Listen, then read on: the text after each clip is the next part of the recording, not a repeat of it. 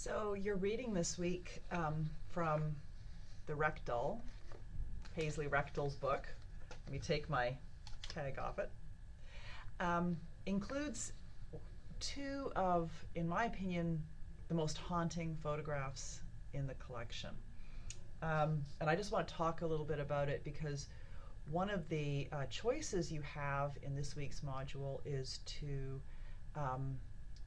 use a visual image as a way of taking another look at one of your works. That's just a choice, you don't have to, but I think it's worthwhile taking a look at one of the ways that Rectal uses Curtis's images in this reading. Now she uses them in a lot of different ways, but these two particular images that I find so haunting I just want to share with you. It's beginning, the passage we're going to look at begins on page 49, and I would call it, gosh, you know, it's sort of like a flash essay, really, because it's, or maybe we could call it flash fiction. It's flash fiction based on an actual historic event. The Carlisle Industrial Indian School in Pennsylvania toward the end of the 19th century was a real institution. Indian children were separated from their families and sent to, the Carlisle School was one of many Indian schools, but it was sort of the model school. So Indian children were sent there with the express purpose of de-Indianizing them. The general that famously said there's no Indian like a dead Indian, or something to that effect, also said that one of his goals was to kill the Indian in these children, with the idea that they would then be civilized, quote unquote civilized, and sent back to their reservations, and they would help others assimilate into American culture. So what these kids went through in these schools was pretty harsh. The schools were patterned after military academies, and they were run like that. The first thing Indian children were subjected to was their hair was cut.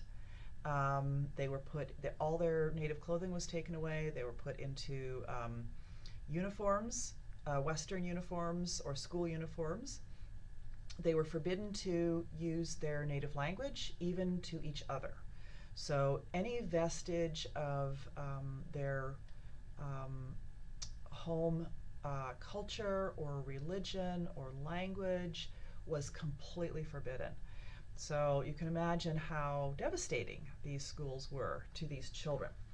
So if you look on page 49, Rectal bookends Alexander Upshaw's experience at the Carlisle School with two images. Like I said, these are the two images that I find the most haunting in the entire book. So you have on page 49, you have Carlisle, Pennsylvania, 1881, and this is the school photographer taking a picture of the children as they come in, and then Rectal has this image. Okay, so that would be on the next two pages. And then in the next, probably from page 53 all the way over to page 73, so for the next 20 pages, most of that chunk of text is about Upshaw's experience at the school.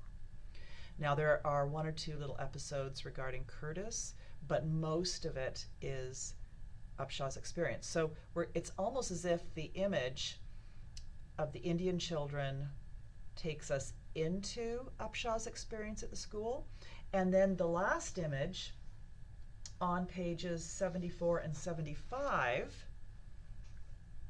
take us out of Upshaw's experience at the school. And of course, when you look at those two images, what strikes you is how dramatically different they are. But here's the thing.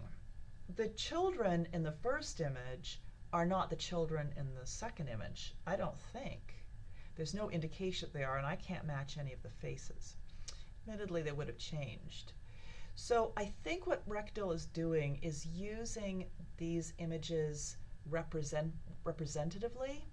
So the first image represents the type of children, and certainly the age category and perhaps their physical condition, represents the kind of children that would have been admitted to Carlisle.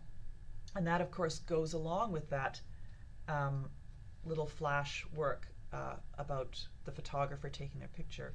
And then this second image represents potentially what the children would look like coming out of it. So I don't think we need to get too picky about whether these are the actual children, but it certainly represents the dramatic transition that these children went through.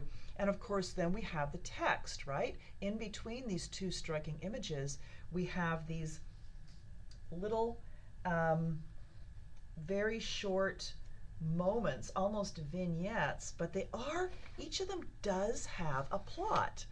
So I would almost call them flash essays or flash fiction, because I think the line between what actually happened, like the line between actual events and Reckdill's portrayal of those events as she imagines them within the creative nature of this text gets a little blurry.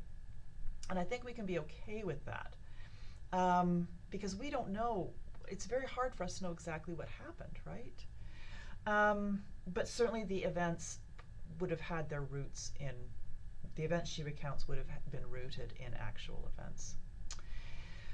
So I just wanted to share that with you, and I want you to pay kind of extra attention to that, because she uses these images, like I said, not necessarily to write about them directly. She's writing about them indirectly, and she's using them as visual cues, leading us into that section, that portion of Upshaw's life, and then leading us out of that section of his life. I hope this makes sense. I hope you enjoy the reading.